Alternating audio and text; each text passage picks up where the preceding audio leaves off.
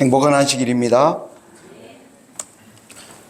여러분, 저와 여러분이 속한 제7일 안식일 예수 재림교인들은 우리의 인류 역사 6천년 가운데서 마지막 때 1844년이라고 하는 때가 영적인 면에서 그리고 또 온 세상 사람들이 알아야 할 가장 중요한 역사적 전환점이 되는 해라고 하는 사실을 알고 있는 백성입니다.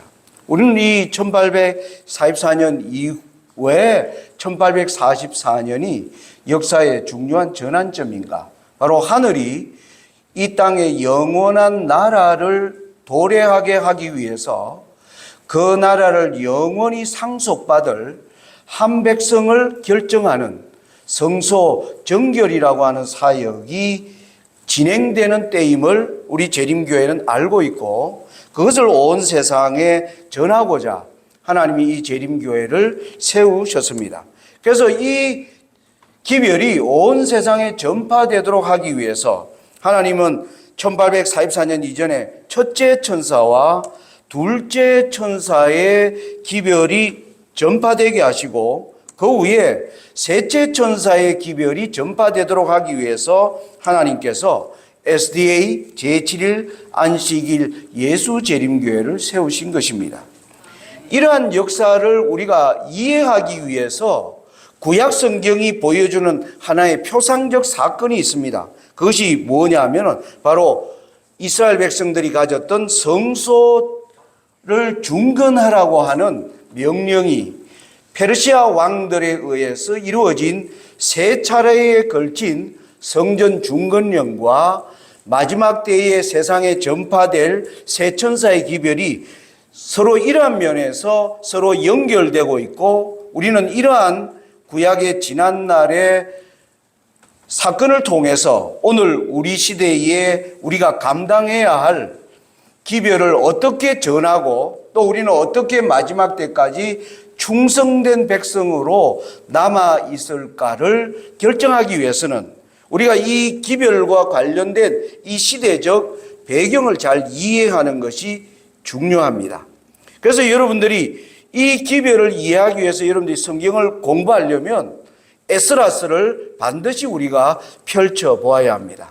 그래서 에스라서에는 1장과 그리고 6장과 7장에 걸쳐서 페르시아에서 일어난 고레스, 그리고 다리오, 그리고 아닥사스다라고 하는 세 왕이 어떻게 조서를 내리게 되었는지를 그 배경과 조서의 내용을 기록하고 있습니다. 바로 이러한 관점에서 여러분, 오늘날 SDA 교회가 등장하는 데 있어서 세 천사의 기별, 그리고 예전에 하나님이 이 사건을 보여주기 위해서 구약시대의 이스라엘 백성들을 예루살렘으로 돌아가게 하셔서 세 차례에 걸친 예루살렘에 관한 명령이 왕들에 의하여 조서를 내린 이 사건을 연결시켜서 우리가 이해를 하는 것입니다. 자, 그런데 여러분 생각해 보십시오. 우리는 이 기별을 가지고 1844년에 역사에 이 교회가 등장을 했습니다. 그런데 지금 저와 여러분이 살아가는 때는 2023년입니다. 시간이 얼마나 흘렀습니까? 179년이라는 시간이 흘렀습니다. 우리 이 교회를 처음에 시작했던 우리의 조상들은 이 마지막 성소 정결 사업이 이렇게 180년간으로 이어지는 긴 사업이 되리라고는 누구도 예상하지 않았고, 구약에 표상된 어떤 사건으로도 이 긴 사건이 이루어진다는 것을 우리는 상상할 수가 없었습니다. 그런데 우리는 지금 온 세상이 2023년을 살아가는 이 온 세상이 지금 큰 재앙 가운데, 나라들이 어디로 우리를 이끌어가는지를 모를 아주 많은 두려움들이 전 세상 사람들의 마음속에 가득 차 있는 가운데 우리는 지금 2023년을 지내고 있는 것입니다. 그러면 이 기별을 가진 백성들, 이 기별을 전파하라는 사명을 가진 교회는 이 시대에 우리는 어떠한 생각으로 우리가 이 시대를 바라보아야 할 것인가? 그리고 오늘날 이렇게 하나님의 사업이 지체되는 것은 여러분 이유는 딱 한 가지입니다. 하나님의 백성이라고 자부하는 저와 여러분의 불순종 때문이라는 사실을 우리는 결코 부인할 수가 없습니다. 구약의 모든 역사의 기록이 하나님의 사업이 하나님을 믿노라고 하는 백성들에 의하여 수없이 자초될 수밖에 없는 그러한 형편들이 있어 왔지만은 하나님은 반드시 자신의 때에 그 일을 이루신다는 것을 우리는 지난 역사를 통해서 배우고 있습니다. 여러분 요한계시록에 보면 이러한 백성들의 불순종으로 말미암아 지체되실 것을 하나님은 내다 보셨다고 저는 생각합니다. 그것이 어디에 나오느냐면 요한계시록 18장에 보면 이 세 천사 이후에 또 다른 천사가 등장하는 장면이 나오기 때문입니다. 18장 1절과 2절에는 이렇게 기록합니다. 일 후에 다른 천사가 하늘에서 내려오는 것을 보니 큰 권세를 가졌는데 그의 영광으로 땅이 환하여지더라. 흰센 음성으로 외쳐 가로되 무너졌도다 무너졌도다 큰 성 바벨론이여. 여러분 요한계시록 14장에 등장한 세 천사를 이어 계시록 18장에 등장하는 또 다른 천사, 어떤 분은 이 천사를 넷째 천사라고 부릅니다. 아무튼 이 천사의 사역에 오늘 모든 성도들의 관심이 이 천사의 사역에 집중되고 있는 시대에 우리가 살고 있습니다. 왜냐하면 이 천사가 외치는 큰 외침으로 말미암아 여기 보니까 1절에 그의 영광으로 땅이 환하여지더라. 지금 온 세상이 하늘이 전하는 기별에 관심을 기울이지 않습니다. 여러분 우리가 길에 나가서 하나님의 참된 진리를 전한다 할지라도 사람들은 교회를 조롱하고 교회에서 들려오는 기별에 전혀 귀를 기울이지 않습니다. 그런데 하나님께서 계시록 18장에 이 천사가 외칠 때 온 땅이 그의 영광으로 환하여질 것이다. 여기에 세 천사를 이은 또 다른 천사가 있는 것입니다. 오늘날 마지막 시대를 살아가는 백성들은 바로 이 천사의 사역에 저는 우리의 모든 관심을 우리가 기울일 필요가 있다. 우리의 지금까지 지체되어 왔던 사역을 끝낼 수 있는 하나님의 방법은 무엇인가? 하나님은 어떠한 길들을 지금 준비하고 계신가 하는 것이 저와 여러분의 모든 관심사와 우리의 연구의 주제가 되어야 할 것이라고 생각합니다. 여기에 이 내용을 설명해 줄 중요하게 등장하는 한 인물이 있는데 바로 그것이 느헤미야라고 하는 사람입니다. 여러분들이 느헤미야 1장과 2장을 읽어보시면 느헤미야는 페르시아의 왕들이 세 번에 걸쳐서 성소 중건의 기별이 조서가 내렸는데도 불구하고 성전은 여전히 어려움 가운데 있을 때 하나님이 느헤미야를 통하여 다시 네 번째의 조서가 발생하게 된 그 배경을 1장과 2장은 기록하고 있습니다. 여기에 1장에 1절과 4절을 읽어보면 이렇습니다.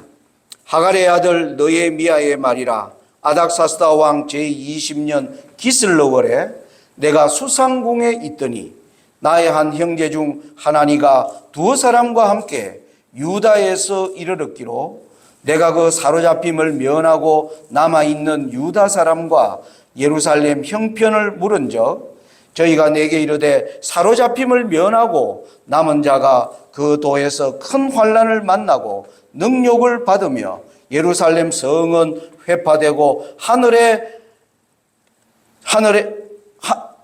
성문들은 소화되었다 하는지라. 내가 이 말을 듣고 앉아서 울고 수일 동안 슬퍼하며 하늘의 하나님 앞에 금식하며 기도하여. 1장의 내용은 아닥사스다 왕 20년입니다. 아닥사스다 왕 20년이라는 말은 페르시아의 아닥사스다 왕은 5번째 왕입니다. 그 5번째 왕 이전에 3번에 걸쳐서 조서가 내렸는데 여기에 보니까 그때에 예루살렘 형편이 아주 심각한 시련의 때로 접어들고 있는 것을 이 수상궁에서 일하는 느헤미야가 시대의 변화를 본 것입니다. 여러분, 당시에 수상궁이라고 한다면 세계를 다스리는 나라의 수도입니다. 오늘날 세계를 다스리는 수도하면 여러분 어디를 꼽을 수 있겠습니까? 아마 많은 사람들이 미국의 워싱턴을 꼽을 것입니다. 그것이 바로 백악관이 있고 전 세계를 다스리는, 거기에서 매일매일 들려오는 소식에 귀를 기울입니다. 바로 수상궁은 아닥사스다 20년 시대에 세상을 이끄는 나라의 중심에서 일하는 이 느헤미야라고 하는 자가 세상의 변화를 살피면서 심각한 변화의 때가 왔음을 이 사람이 알게 되었습니다. 그러면서 이 변화를 위해서 하나님 앞에 울며 탄식하며 기도하기 시작한 내용이 1장의 내용입니다. 그래서 그 이후에 2장을 보시면요, 기도의 결과로 왕이 이 느헤미야의 기도에 관심을 갖게 되는 이야기가 나옵니다. 느헤미야 2장 5절과 6절에 이렇게 나옵니다. 왕이 만일 절개하시고 종이 왕의 목전에서 은혜를 얻었사오면 나를 유다 땅 나의 열조의 묘실 있는 성읍에 보내어 그 성을 중건하게 하옵소서 하였는데 그때에 왕후도 왕의 곁에 앉았더라. 이 느헤미야가 하는 말이에요. 왕이 자기의 아내까지 불러다가 이 느헤미야의 말에 귀를 기울이는 모습입니다. 여러분, 여기서 느헤미야라고 하는 사람이 페르시아 사람도 아니고 유다 지배를 받는 민족의 사람이었지만은 그가 왕의 총애를 받는 사람임을 우리가 여기서 알 수가 있습니다. 느헤미야가 하는 말이 왕이 귀를 기울이는 것입니다.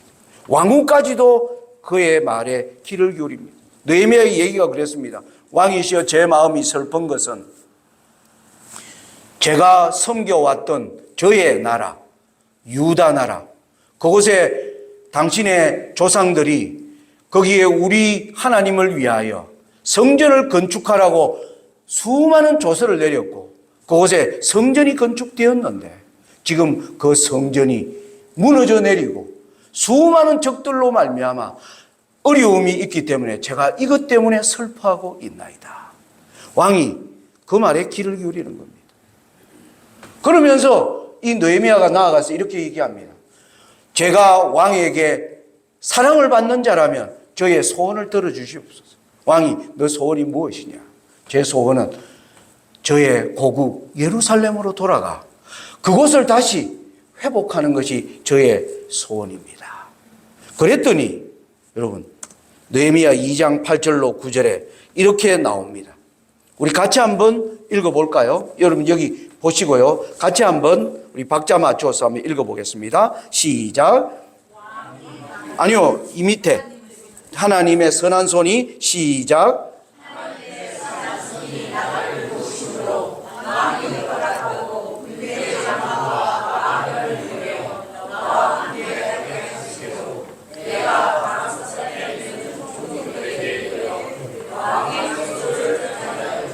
예, 여기에 보면 3번의 조서가 있었는데 또 한 번의 조서가 느헤미야에게 주어지는 장면입니다. 이 느헤미야의 말을 들은 왕과 왕후가 마음에 깊은 감동을 받습니다. 그 감동을 누가 줬어요? 하나님의 선한 손길이 이 왕과 왕후의 마음을 감동시켰습니다. 그랬더니 왕이 군대장관, 그 나라의 국방장관입니다. 국방장관과 군대를 함께 보내면서 그에게 조서를 주어서 예루살렘으로 가게 하는 이 4번의 조서는 아까 서두에 말한 우리가 세 천사의 기별과 또 하나의 기별과의 상관성, 거기에서 우리가 배울 교훈이 무엇인가 하는 것을 우리가 생각해 보아야 한다는 점입니다. 자, 여러분, 이 페르시아에는 여기 파워포인트에 보시는 것처럼 5명의 왕이 있었습니다. 고레서, 캄비세서, 다리우스, 아하수에로, 아닥사스다. 이 왕들의 내린 조서의 내용이 에스라서에 기록되어 나옵니다. 여러분, 에스라 1장에 보면 고레서 첫 번째 왕, 고레서 원년에요, 조서를 내리는 내용이 에스라 1장에 나오고요. 그리고 2차 조서가 다리오 왕 2년 세 번째 왕입니다. 내린 조서가 에스라 6장에 기록되어 있습니다. 그리고 세 번째 조서가 아닥사스다 왕 7년, 느헤미야에게 조서를 준 같은 왕입니다. 그런데 그때는 아닥사스다 20년이었고 이 왕이 7년차 되었을 때 바로 조서를 내린 것이 3차 조서입니다. 그런데 이 아닥사스다는 그러면 조서를 몇 번 내린 겁니까? 2번 내린 것입니다. 자기 왕 7년과 자기의 재위 20년에. 자, 그러면 이 두 번의 조서가 앞에 고레서와 다리오의 조서의 차이를 좀 이해하는 것이 필요합니다. 여러분, 여기 에스라 1장 2절과 3절에 보면 고레스 왕이 조서를 내린 내용이 나옵니다. 제가 읽어 보겠습니다. 바사왕 고레스는 말하노니 하늘의 신 여호와께서 세상 만국으로 내게 주셨고 나를 명하사 유다 예루살렘에 전을 건축하라 하셨고 이스라엘의 하나님은 참 신이시라. 너희 중에 그 백성된 자는 다 유다 예루살렘으로 올라가서 거기 있는 여호와의 전을 건축하라. 고레스 왕이 포로로 잡혀온 모든 유다 백성들에게 예루살렘으로 올라가고 싶은 자는 누구든지 다 올라가라는 놀라운 조서가 고레스 대왕에 의하여 이루어집니다. 여러분, 이렇게 되었을 때 에스라서를 읽어보면 여러분 1장과 2장 그 위에 3장 4장을 읽어보면 사단이 엄청나게 분노합니다. 왜요? 이 일을 가장 염려하는 자는 바로 사단입니다.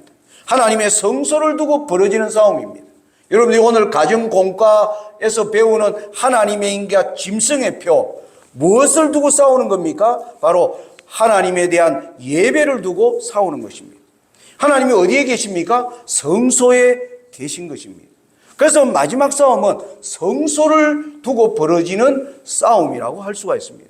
그러니까 하나님이 계신 이 예루살렘 성을 다시 중건하라고 하는 명령은 사단에게는 아주 자기의 모든 생명을 걸고 싸워야 되는 전쟁이 시작된 것입니다.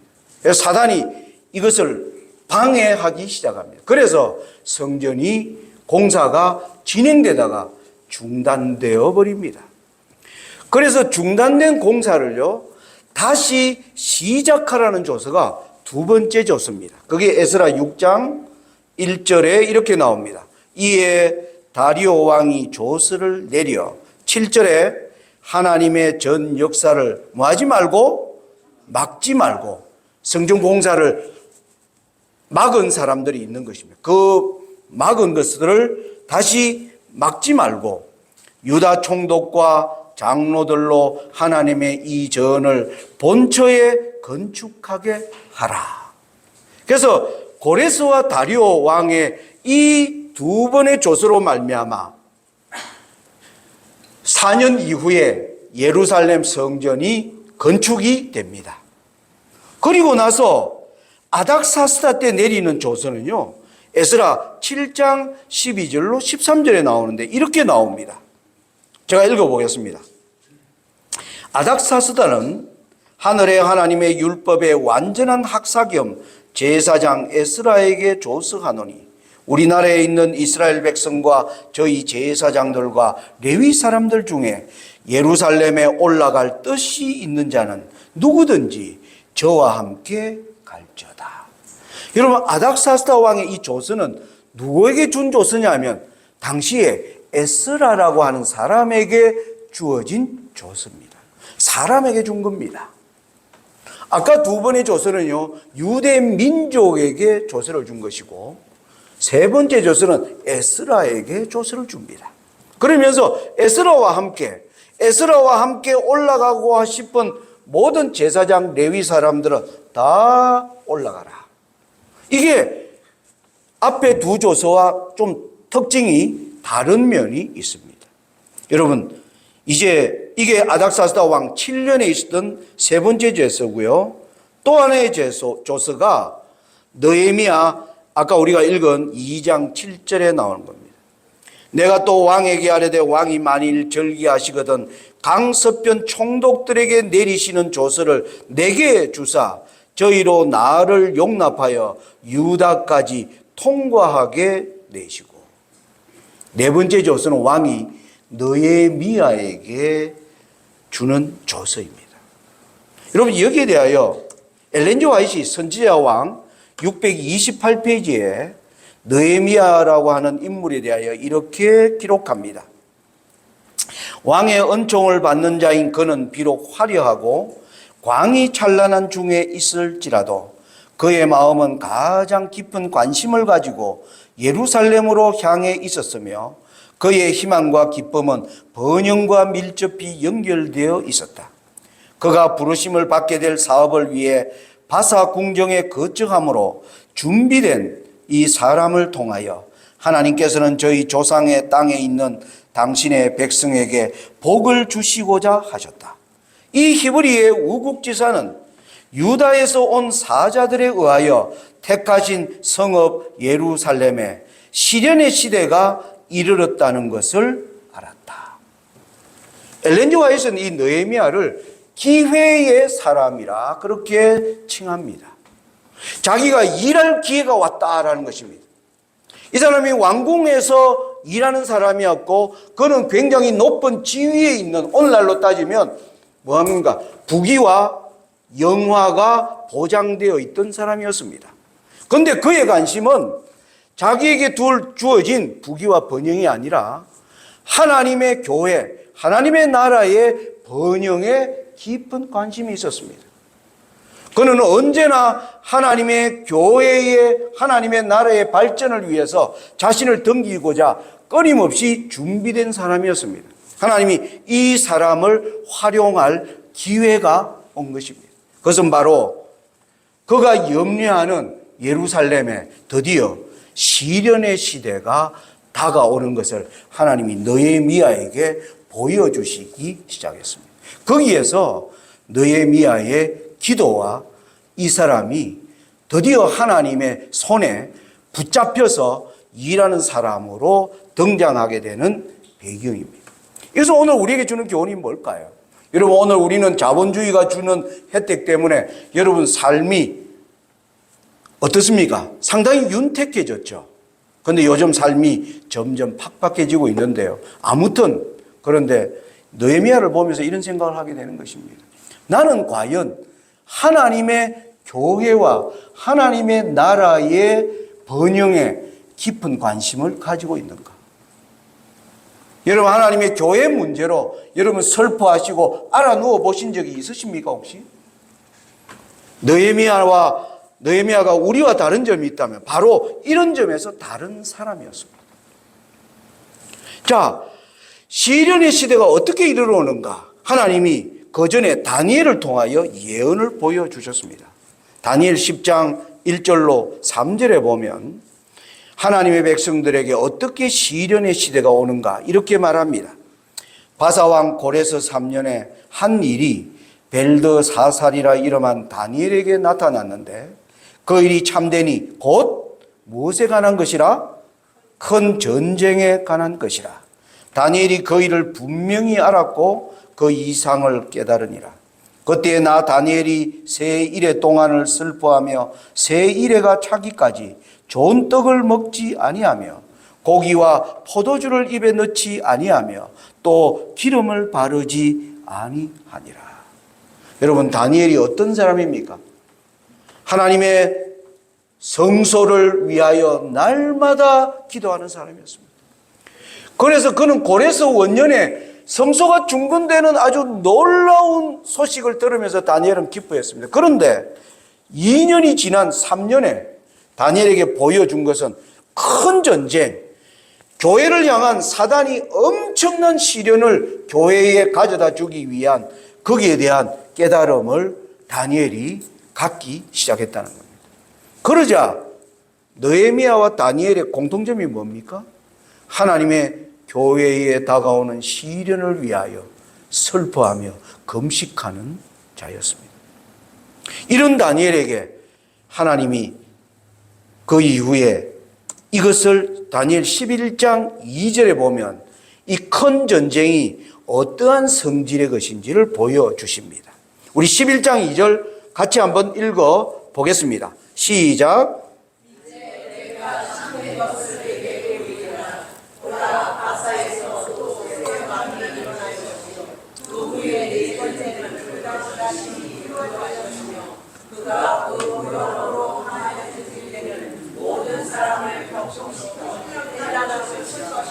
예, 여기 보니까 바사에서 새 왕이 일어날 것이다.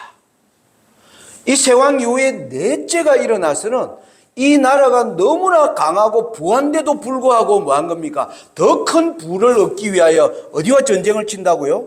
헬라와 전쟁을 칠 것이다. 모든 사람을 뭐예요? 격동시켜 모든 민족을 이 전쟁에 뭐 하는 겁니까? 뛰어들게 할 것이다 이 말입니다. 여러분, 그러면 우리가 페르시아 왕의 도표를 본 겁니다.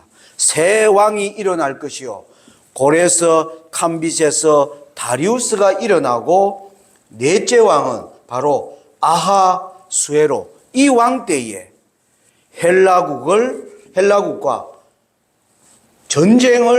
큰 전쟁을 시작하게 될 것이다. 어느 때예요? 바로 아하수에로 왕 때에. 여러분, 아하수에로 왕이 어떤 왕이냐 하면, 여러분 여기 지도를 보시면 파워포인트 잘 보이십니까? 이 수산성에서요, 헬라로 올라가는 오늘날 터키가 있는 지역까지 왕의 길을 만듭니다. 어디를 치기 위해서요? 헬라를 치기 위해서. 여러분, 페르시아라는 나라가 170도를 치리하는 나라입니다. 우리나라가 몇 도입니까? 우리나라가 경상남북도, 전라남북도, 충청남북도, 경기도, 강원도 8도입니다. 8도. 예? 그런데 이 나라가 170도를 다스리는 엄청나게 큰 나라입니다. 그런데 이 나라가 지중해 서편에 있는 그 땅이 주는 풍요로움을 찾아서 정벌하기 위해서 이 왕이 거대한 전쟁의 길을 만들어냅니다. 그러면서 드디어 헬라와의 전쟁이, 헬라가 바로 이 동그라미 친 이 지역입니다. 지중해 동편에서 드디어 큰 전쟁이 일어나는 길을 시작한 것이 바로 이 아하수에로 왕 때입니다. 여러분, 페르시아가 다스리던 큰 영토, 여기 빨간 동그라미 친 것이 바로 예루살렘이 여기 있습니다.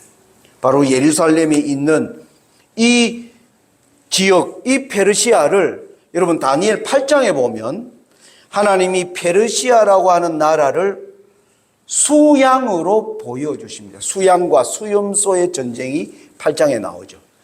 거기에 수양의 특징 가운데 이렇게 나옵니다. 내가 눈을 들어 본 적 강가에 두 뿔 가진 수양이 있었는데 그 두 뿔이 다 길어도 한 뿔은 다른 뿔보다 길었고 그 긴 것은 나중에 난 것이더라. 내가 본 적 그 수양이 서와 북과 남을 향하여 받으나 그것을 당할 짐승이 하나도 없고 그 손에서 능히 구할 리가 절대로 없으므로 그것이 임의로 행하고 스스로 강대하더라. 여러분, 이 페르시아라고 나라가 서쪽으로 뭐 하는 겁니까? 진출하는 겁니다. 북쪽으로요? 남쪽으로. 가는데 전부 자기에게 굴복당해요. 그러니까 이 나라가 뭐합니까? 요즘 말로 하면 간이 커진 거죠. 내한테 당할 자 누구냐? 이 파죽지세로 지중해를 먹기 위하여 지중해로 쳐들어가는 얘기가 하나님이 서와 북과 남을 향하여 받는다. 여러분 바로 이 지역이 전쟁의 수렁텅이에 빠지는 것입니다. 여기 어디가 들어가 있어요? 예루살렘이 들어있는 것입니다. 사단이 하나님의 성전이 중건되자 그 성전이 중건된 그곳에 참된 예배와 하나님의 남은 백성이 거기에서 뭐하지 못하도록 출현하지 못하도록 사단이 큰 전쟁을 일으키는 것을 바로 이렇게 성경이 말하고 있는 것입니다. 여러분 여기에 오늘 우리가 보는 그 시대의 큰 전쟁의 의미를 우리가 이해할 수가 있습니다. 자, 그러면 여러분 이 일을 주창한 자가 바로 누구인가? 바로 아하수에로였다는 사실을 우리는 알고 있습니다. 자, 두 번의 조서가 있었습니다. 아하수에로 왕 앞에 고레스와 다리오 왕. 그런데 아하수에로 이후에 조서를 내린 왕이 바로 아닥사스다입니다. 그러면 아닥사스다는 누구의 아들입니까? 바로 아하수에로의 아들임을 알 수가 있는 것입니다. 여러분, 그래서 이 아하수에로를 좀 더 자세히 알도록 하기 위해서 등장하는 책이 바로 에스더스입니다. 여러분, 구약 성경에 보면 에스라, 느헤미야 같은 시대에 그 다음 책이 뭡니까? 에스더스입니다. 이거 왜 연결되어 있는가를 여러분 여기서 아셔야 합니다. 여러분 에스더스에 보면 아하수에로가 헬라와 전쟁을 치기 위하여 모든 나라의 방백들을 다 초청해가면 잔치를 벌리는 얘기가 나옵니다. 여러분 왕이 전쟁 치려면 모든 민족들이 뭐 해야 됩니까? 군사도 보내줘야 되고 그렇지 않습니까? 그리고 세금도 걷어서 왕에게 많이 가져와야 됩니다. 그래서 왕이 그 신하들을 모으기 위하여 북돋우기 위하여 이 큰 잔치를 베푼 것입니다. 여기에 에스더스의 이야기가 시작됩니다. 여러분 이 왕이 여기 보면 잔치하면서 기분이 굉장히 마지막 날 기분이 좋아졌습니다. 그래서 왕비를 불러내는 일에서 틀어지는 이야기가 나옵니다. 왕비가 왕의 명령을 듣지 않자 자기의 권위가 왕비로 말미암아 추락되었다고 느낀 신하들이 왕비를 바꿔야 된다. 거기에서 2장에 보면 누가 등장합니까? 에스더와 모르드게라고 하는 인물이 등장합니다. 그리고 또 에스더 3장으로 가면요. 이 에스더와 모르드게를 굉장히 미워하는 하만이라고 하는 자가 등장하면서 거기에서 일어나는 투쟁의 사건이 전개되는 가운데 마침내 하만이 뭐하고 죽임을 당하고 마지막 끝에 여러분 에스더서 10장 3절 마지막입니다. 이렇게 나옵니다. 한번 읽어보겠습니다. 시작. 유다인 모르드게가 아하수에로 왕의 다음이 되고 유다인 중에 존대하여 그 허다한 형제에게 괴물 받고 그 백성의 이익을 도모하며 그 모든 종족을 안위하였더라. 모르드게가 아하수에로 다음에 총리가 되었다라고 얘기합니다. 여러분 에스더스를 통해서 알게 되는 것은 에스더의 왕비의 지위가 뭐해졌고 굳건해졌고 모르드게는 총리가 되었다. 여러분 여기서 우리가 알 수 있는 것이 무엇입니까? 헬라와의 큰 전쟁이 아하수에로 말미암아 일어났을 때 하나님은 에스더와 모르드게를 준비시킨 것입니다. 큰 전쟁이 치러지고자 사단이 하나님의 백성을 무너뜨리기 위하여 큰 전쟁을 준비할 때 하나님은 불쌍한 저와 여러분들을 위해서 여전히 불순종하는 하나님의 백성들을 위하여 하나님이 어떠한 은혜를 베푸셨는가? 여러분 오늘 우리가 하나님의 은혜 때문에 살고 있는 겁니다. 여러분 우리가 충성된 백성이기 때문에 축복받고 있는 거 아니에요. 착각하지 마십시오. 우리가 하나님께 불순종하는 백성이지만은 하나님 우리를 불쌍히 여기십니다. 너희는 잠깐 있다가 없어지는 안개와 같은 존재입니다. 그러나 하나님은 저와 여러분이 그래도 안식일을 기억하여 지키려고 하는 백성임을 하나님은 긍휼히 보시는 것입니다. 이 백성을 향한 큰 전쟁이 시작되고 있을 때 하나님이 에스더와 모르드게를 준비시켰어요. 그래서 이 에스더와 모르드게를 통해서 누구를 양육한 겁니까? 바로 아닥사스다 왕을 양육한 것입니다. 에스더는 아무튼 아닥사스다 왕의 어머니입니다. 배로 낳았는지 그건 우리가 모르지만은 아닥사스다는 에스더로부터 교육을 받았고 국가 통치는 누가 하고 있었습니까? 모르드게가 하고 있었습니다. 모르드게로부터 하나님의 법에 관하여 뭐 한 겁니까? 배운 것입니다. 그래서 아닥사스다가 뭐 한 겁니까? 너의 미아와 에스더의 말을 듣고 뭘 내린 겁니까? 조서를 내린 왕인 것입니다. 여러분, 이 아닥사스다 7년의 세 번째 조서에는요, 에스라에게 이 조서를 내렸는데 내용을 좀 더 자세히 들여다볼 필요가 있습니다. 7장 21절에 이렇게 나옵니다. 나 곧 나 아닥사스다 왕이 강 서편 모든 고지기에게 조서를 내려 이르기를 하늘의 하나님의 율법의 학사 겸 제사장 에스라가 무릇 너희에게 구하는 것은 신속히 시행하되. 에스라가 원하는 것은 다 뭐해라? 창고에서 원하는 것은 다 내줘라. 이게 그 조서의 내용입니다. 여러분 7장 25절은 더 놀라운 조서입니다.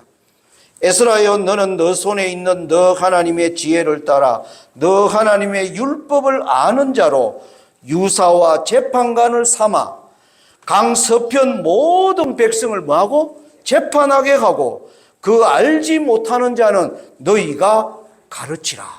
강 서편에 있는, 여러분 페르시아라고 하는 나라를 두 조각 내면 바로 이 강 동편과 강 서편으로 나눠집니다. 이 강은 어느 강입니까? 바로 메소포타미아 티그리스 강과 유브라데스 강이 이 페르시아를 강 동편과 강 서편으로 나누고 있습니다. 강 서편에 있는 모든 민족들에게 뭘 가르치라고요? 하나님의 율법을 가르치라는 겁니다. 유다 민족에게만 가르치는 게 아니라 강 서편에 사는 모든 종족에게 뭐라고요? 하나님의 법을 가르치라. 하나님의 법을 아는 자를 뭐해라? 재판관으로 세워라.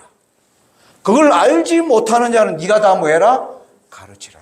여러분 이 셋째 조서가 이러한 내용의 조서입니다. 엄청난 일이 일어난 겁니다. 여러분 어떻게 이방의 왕 아닥사스다가 이런 조서를 내릴 수 있었을까요? 여러분 하나님이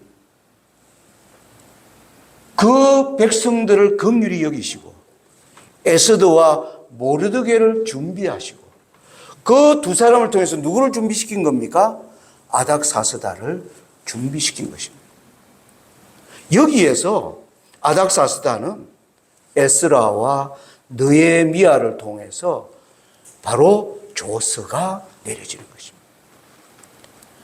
여러분 그러면 여기서 우리가 배우는 교훈이 무엇입니까? 오늘 우리에게 가장 필요되는 것이 무엇입니까? 오늘 우리는 그 당시 예루살렘 성전이 서 있던 것처럼 지금 우리에게는 멋진 교회도 있고 여러 가지 시스템과 제도가 잘 갖춰져 있습니다. 그런데 저와 여러분에게 뭐가 부족한 겁니까? 하나님의 율법에 대한 뭐가 와요? 바로 순종이 부족한 것입니다. 이게 에스라와 느헤미야를 통해서 하나님이 뭐 한 겁니까? 회복하려고 계획하셨고 아닥사스다 왕은 바로 이 일에 흔쾌히 뭘 내린 겁니까? 조서를 내린 것입니다. 여러분 이 같은 선지자 왕 624페이지 626페이지에 엘렌 G. 화이트는 이렇게 얘기합니다. 진리와 오류 사이의 최후의 대쟁투가 인간의 법과 하나님의 계명 사이에서 일어날 것이다. 여러분, 인간의 법은 하나님의 법을 따르지 않아도 된다는 것입니다. 그래서 여기에 가장 중요한 것은 누가 하나님의 법을 순종할 것인가? 오늘날 일반적으로 행해지며 널리 퍼지고 있는 죄악이 성경 연구와 그 말씀을 순종하는 일을 가로막고 있다. 여러분, 우리는 자본주의에 너무 지금 깊이 물들어 버렸습니다. 어떤 사람들은 돈 버는 재미, 돈이 주는 그것 때문에 상당히 하나님의 말씀을 따르는 것을 우리는 희생하면서 살아온 것이 사실입니다. 저도 예외가 아닙니다. 저도 지난날 수많이 하나님의 율법의 요구를 알면서도 타협하면서 살아온 저의 지난날을 고백할 수밖에 없습니다. 그런데 여러분, 지금 세상이 우리에게 지금 뭘 보여주고 있는 겁니까? 하나님의 법을 떠난 세상이 지금 흔들리는 걸 하나님이 보고 있는 것입니다. 이 흔들리는 세상에서 흔들리지 않는 사람들을 하나님이 보여주시고자 저와 여러분을 뭐 하셨다? 부르셨다는 사실인 것입니다. 이렇게 얘기합니다. 여호와의 율법은 완전하여 영혼을 솟생케 한다는 것을 가르칠 참 개혁자들이 필요하다. 성경에 능한 사람, 그들의 말과 행동이 여호와의 법도를 높이는 사람, 믿음을 굳게 하고자 노력하는 사람이 필요하다. 바로 에스라와 느헤미야가 바로 남은 자손의 모습인 것입니다. 저와 여러분에게 바로 이러한 것을 가르쳐 주기 위하여 하나님이 에스라와 느헤미야를 등장시키고 있는 것입니다. 저는 오늘 말씀을 줄이면서 여러분들에게 에스라와 느헤미야와 그리고 에스더 이 모든 시대적 배경에 관한 말씀들을 여러분들이 날마다 연구하시기를 간절히 요청드립니다. 여러분, 열처녀 비유에 보면 이렇습니다. 그때의 천국은 마치 등을 들고 신랑을 맞으러 나간 열처녀와 같다 하리니. 여러분, 저와 여러분은 신랑을 맞으러 나간 처녀들입니다. 교회는 지금 신랑이 오는 소식에 귀를 기울이고 있습니다. 그런데 들어간 사람은 뭐예요? 신랑을 따라 들어간 겁니다. 준비되지 않은 사람은 신랑을 따라 들어가지 않았습니다. 우리의 운명은 어디서 갈라지는가? 신랑을 따라 들어가는 것. 지금 여러분, 우리가 느헤미야와 에스라의 조서를 보면서 하나님이 지금 일하고 계십니다. 우리의 불순종에도 불구하고 하나님이 그 일을 이루어 가십니다. 누가 하나님의 일하는 것을 보고 뭐 할 것인가? 따라갈 것인가?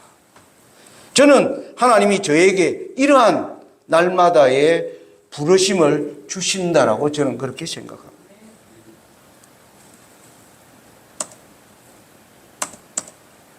저는 오늘 말씀 마치면서 이사야 46장 9절로 10절의 말씀을 이제 봉독합니다.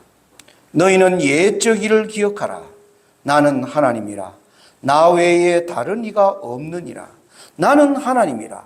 나 같은 이가 없느니라. 내가 종말을 처음부터 고하며 아직 이루지 아니한 일을 옛적부터 고하고 이르기를 나의 모략이 설 것이니 내가 나의 모든 기뻐하는 것을 이루리라. 여러분 기억하십시오. 하나님의 일은 반드시 이루어집니다. 우리의 노력으로 이루어지는 것이 아니라 하나님이 자신의 일이기 때문에 자기의 뜻에 따라 이루시겠다. 누가 그 길에 동참할 것인가? 하나님이 저와 여러분을 여전히 신뢰하시고 우리에게 이 사업을 맡기고 계심을 여러분 기억하시고 하나님께 헌신하는 자리로 돌아오는 저와 여러분들이 되시기를 바라면서 말씀을 마칩니다.